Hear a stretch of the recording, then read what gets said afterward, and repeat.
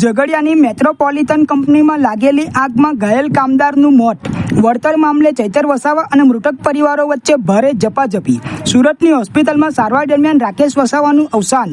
પરિવારનો વળતરની માંગ સાથે મૃતદેહ સ્વીકારવા ઇનકાર. કંપની ખાતે પહોંચેલા ચૈતર વસાવા સામે મૃતકના પરિવારજનોનો રોષ. ઉઘરાણા કરવા આવ્યા હોવાના આક્ષેપ સાથે લાફાવાળીના દ્રશ્યો સર્જાયા.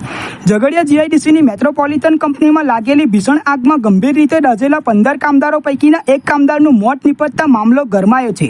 સુરતની યુનિવર્સલ હોસ્પિટલમાં સારવાર લઈ રહેલા રાકેશ વસાવાએ અંતિમ શ્વાસ લેતા પરિવારમાં શોકની લાગણી પ્રસરી છે. જોકે મૃતકના પરિવારે યોગ્ય વળતર અને કાયમી નોકરીની માંગ સાથે મૃતદેહ સ્વીકારવાનો ઇનકાર કર્યો હતો. આ દરમિયાન કંપની ખાતે પહોંચેલા ધારાસભ્ય ચૈતર વસાવા અને મૃતક પરિવાર વચ્ચે ઉગ્ર બોલાચાલી અને ઝપાઝપીના દ્રશ્યો સર્જાયા હતા. ગત દિવસોમાં મેટ્રોપોલિટન કંપનીમાં સર્જાયેલી દુર્ઘટનામાં કુલ 15 કામદારો દાઝી ગયા હતા. એમાંથી 9 કામદારોને અંકલેશ્વરની જયાબેન મોદી હોસ્પિટલ, 4ને સુરત અને 2 કામદારોને વડોદરા ખાતે સારવાર માટે ખસેડવામાં આવ્યા હતા. સુરત ખાતે દાખલ રાકેશ વસાવાનું સારવાર દરમિયાન મોત નીપજતા હાલ તેનો મૃતદેહ કોલ્ડ સ્ટોરેજમાં રાખવામાં આવ્યો છે. પરિવારજનોએ જ્યાં સુધી આર્થિક વળતર અને પરિવારના એક સદસ્યને કંપનીમાં કાયમી નોકરીની ખાતરી ન મળે ત્યાં સુધી ડેથ બોડી સ્વીકારવાનો ઇનકાર કર્યો હતો. આ મામલે દરમિયાનગીરી કરવા માટે ચૈતર વસાવા જીઆઈડીસી સ્થિત કંપનીના બંધ ગેટ કૂદીને અંદર પ્રવેશ્યા હતા. જોકે મૃતકના પરિવારજનોએ તેમનો ભારે વિરોધ કર્યો હતો. મૃતકના કૌટુંબિક ભાઈ રોશન વસાવાએ ગંભીર આક્ષેપ કરતા જણાવ્યું હતું કે અમે નથી બોલાવ્યા, છતાં ચૈતર વસાવા અહીં વાતાવરણ દોડવા આવ્યા છે. તેઓ માત્ર પૈસા ઉઘરાવવા માટે જ કંપની પર આવ્યા છે. કંપની સાથે અમારે સુખદ સમાધાન થઈ ગયું છે, છતાં તેઓ લોકોને ગુમરાહ કરી રહ્યા છે. વિવાદ એટલો કર્યો હતો કે મૃતકના પરિવારજનો ચૈતર વસાવા પર ગુસ્સે થયા હતા અને બંને પક્ષો વચ્ચે ઝપાઝપી થઈ હતી. આક્ષેપ છે કે ચૈતર વસાવાએ પરિવારના એક સભ્યને લાફો માર્યો હતો, જેના વળતા જવાબમાં મૃતક પરિવારના સભ્યોએ પણ ચૈતર વસાવાને લાફા ઝીંક્યા હતા.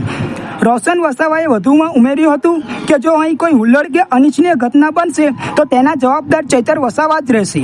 હાલ આ ઘટના ભરૂચ અને ઝઘડિયા પંથકમાં ટોક ઓફ ધ ટાઉન બની છે.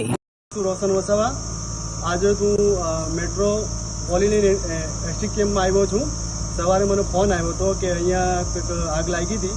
એ બારામાં કંઈક 4-5 દિવસ અગાઉ છોકરાઓને લઈ ગયેલા દાજેલા. એમાં એક અમારા પરિવારના ભાઈ છે રાકેશ વસાવા, એ એક્સપાયર થઈ ગયા છે. અમે સવારના આવ્યા છે, કરીબન 9:30 વાગ્યાના જેવા આવ્યા છે. એમાં અમે બધા જ હતા. અમારી પાણી છે અને અમને મેનેજમેન્ટ જોડે બેસાડ્યા. અમે પીએસઆઈ સાહેબ પ્લસ કંપનીના જે ડાયરેક્ટર છે એ અમને સારામાં સારો રિસ્પોન્સ છે. અમને કોઈ પણ વાતમાં ના નથી પાડી. જે ભાઈનો પગાર આઈ થિંક કંઈક 30,000 જેવો હતો અને કંઈક 20,000 જેવી 25,000 ઇન હેન્ડ મળે છે. હવે કંપનીને એવી રીતના કહે છે કે ભાઈ જો તમને વન ટાઈમ પૈસા જોતા હોય તો કંપની આપવા માટે રેડી છે. પ્લસ જો તમને મહિને જોતા હોય 25,000 તો એમાં 5% વધારો કરીને જેટલી સર્વિસ છે 27 કે 28 વર્ષની ત્યાં સુધી કંપની આપવા માટે બંધાયેલી છે. પ્લસ ડબ્લ્યુસીના પૈસા જે મળશે 15 લાખ રૂપિયા એ બી તરત આપવા તૈયાર છે. અહીંયા ચેતર વસાવા આવીને જાણી લોકોને ઉશ્કેરે છે. પ્લસ એવી ડિમાન્ડ કરે છે કે ભાઈ મેનેજરને બહાર કાઢો. પણ ભાઈ આ ખાલી પૈસા માટે આવ્યો છે, આ આપણા સમાજ માટે નથી આવ્યો. હું મારી વાત કરું, હું ભાજપમાં નથી કે નથી કોંગ્રેસનો, હું મારા પરિવારની રીતે આવ્યો છું. મારી દીદીને લઈને મને કોઈ અટકાવ્યો, મને કોઈ પોલીસવાળાએ દબાણ કર્યું નથી ને મને કોઈ માનસિક રીતે મેં હેરેસમેન્ટ કર્યું નથી. સ્વતંત્ર રીતે એ આપું છું સ્ટેટમેન્ટ મારું. અને આવનારા સમયમાં કંઈ પણ જો બહાર હુલ્લડ થશે એની સંપૂર્ણ જવાબદારી ચેતર વસાવાની રહેશે. એ ભાઈ જાણજો ને પૈસા કઢાવવા માટે આવ્યો છે. જ્યારે એમ કંપનીનો મને એકદમ પોઝિટિવ રિપ્લાય છે, એટલા માટે મારે આ વિડીયો બનાવવું પડ્યું હતું.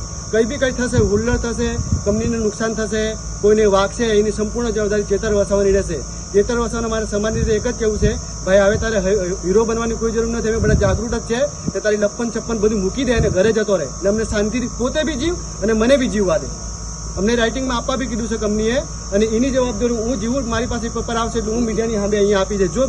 જો મને રાઇટિંગમાં નહીં આપે મીડિયાવાળો બરાબર કે કંપનીવાળો તો એના માટે કંપની બંધાયેલી છે. હું કહું છું કે જો મને રાઇટિંગમાં પેપર આપશે એના માટે જ અહીંયા ઊભો છું. જો નહીં આપશે રાઇટિંગમાં પેપર તો એના માટે મારી કોઈ જવાબદારી થતી નથી. એના માટે સંપૂર્ણ ઇનલીગલી રીતે કે કાયદેકીય મને કંપનીએ ઠેકો છે એ હું અહીંયા કોર્ટમાં સાબિત કરી. આ વિડીયો ચેતરભાઈ માટે બનાવેલું છે, ખાસ એના માટે જે બહાર હુલ્લડ ના કરે એટલા માટે. જય હિન્દ, જય ભારત.